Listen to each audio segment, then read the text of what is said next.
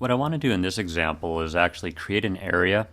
We're going to create a couple of areas, and then what I'm going to do is add a border to it, a border style. We'll give it a width and height, and then we'll take a look at margin and padding. I think we can do all this in just about 5 minutes. So first of all, on lines 11 through 13, I've created an area, and this is just the content that I'm using to hold that area. It could be anything, another HTML elements or images, what have you. On line 11 and line of 13, I have the opening div and closing div. Once again, that could be any other HTML elements, such as HTML5 semantic elements would be appropriate. Here I want to add a class.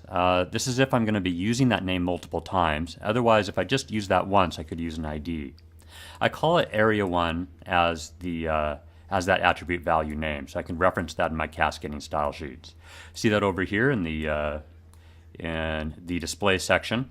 Nothing special about this. It just has a area around it that's showing that Dreamweaver does recognize as an area. If you look at it within a browser, you wouldn't see anything with just this right here. I mean, you would just see the text. Okay, so I have my cascading style sheet file that I'm going to reference. Nothing in here yet except for the default character set. And so I'll go ahead and start to add my cascading style sheet. So to reference a class, remember that's going to be a dot, and an ID would be a pound sign. So I'll type area1, have the opening curly bracing, like start typing some not JavaScript, but cascading style sheets. The cascading style sheets goes between this opening closing curly braces. Okay, so I've now defined that I want to add some styles to that class area. Now I'll go ahead and give it a width of 300 pixels, semicolon, because now I'm going to add another declaration here. I'm going to create another property and value. So I'm just going to make it a square, or pretty close to that, depending on how our monitor is skewing here. And that alone will open that up, and I can come on back here and see how it's looking. I'll save it out. So again, in a regular browser, you wouldn't see anything. Dreamweaver does go ahead and accommodate us and show us that we've defined the area. But if you were to look at this in Firefox, for example, you wouldn't see anything. Just the text. So what you want to do then usually is to add a background color. What I'll do here is go ahead and add it using my RGB. And I can go ahead and do the shortcut, but let's see if I can get it this time without using the shortcut. Try and do a blue here. I think this should do it. I'll save it up. And it comes up as blue. So just back to the code. Nothing changed in my HTML. All it's doing is referencing that cascading style sheets. So set width, height, background color. This background color can be set with hexadecimal values. As I've mentioned before, you could use just the name of the colors for the for the primary colors, or you can use RGB value, whichever one is appropriate for you.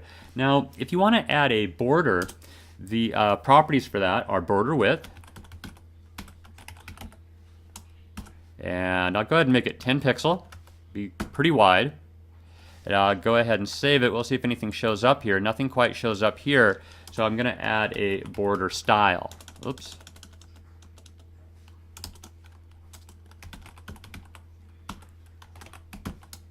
And as you can see from the IntelliSense, there's a whole bunch of things that you can pull down.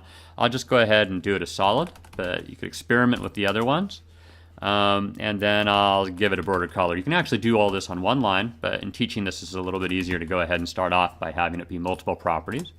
So for the border style, I will, excuse me, I want border color. For the border color, I'll just make that as black. I'll go ahead and choose the black out of my shortcut. Okay, so you see that appears there. Again, I'll go back to my code, nothing changed.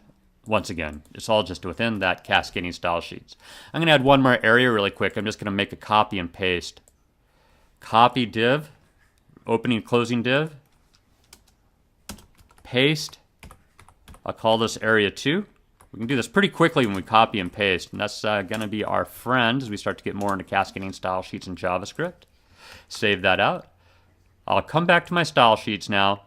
Guess what? I'm going to copy and paste. Actually, I'll go ahead and paste area 2 up above because that's going to be something new. I want you to make sure you see that. Okay, so now this will just be 2 squares. They both have the same properties and values. But let me go ahead and change this one so it has a background color of red. Just to be quick about it, I'll type red in there. I'll go back and look at my page. There we go. So area 1. Now, of course, I want to change the text down here, else I get myself confused, won't I? Okay, area 1 and area 2. If I go look at that in my browser, there we go. One is actually appearing after the other. That's because these are block elements. You can set them so they float, and that's something we'll get into at a later time. But at this time, we just go ahead and have them be one after another. Great. The last thing I do is add a little bit of padding to each one.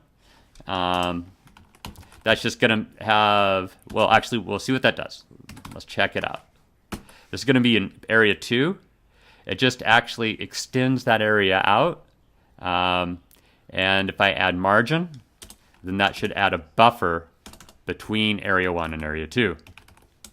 So I'll say 20 pixels to make it more obvious, so we should get that nice buffer there. There we go. As you can see, there's a buffer here. Margin creates the space between the other areas, like other div elements, for example. Padding is going to create, basically it's going to create more or less space within the div area. Okay, so margin is outside the div area and the surrounding. Padding is inside. All right, that's all for now. Thanks.